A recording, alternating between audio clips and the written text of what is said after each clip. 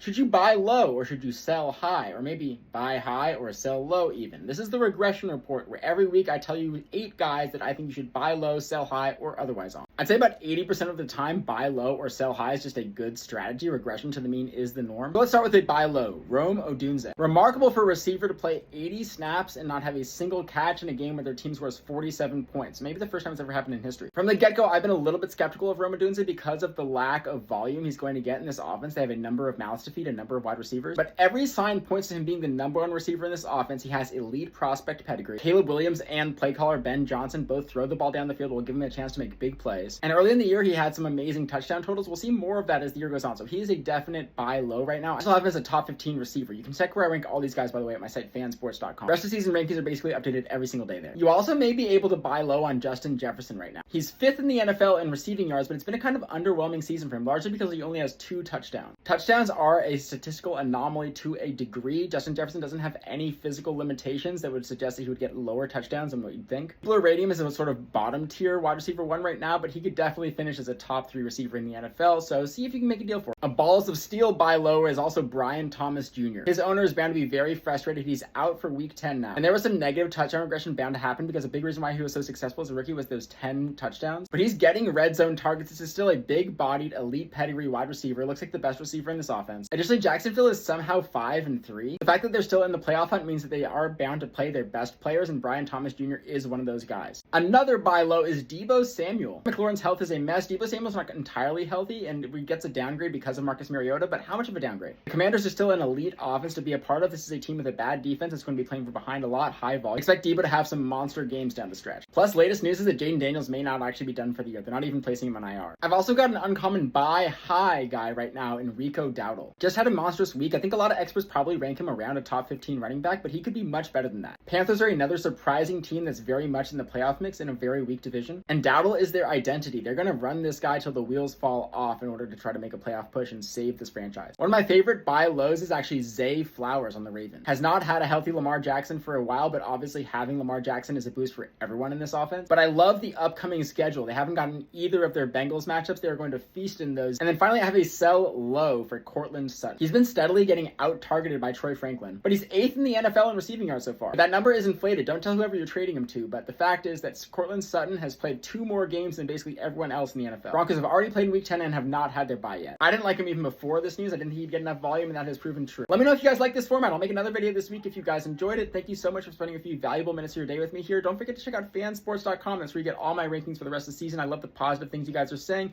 See you guys in the next one. Stay learning. Peace.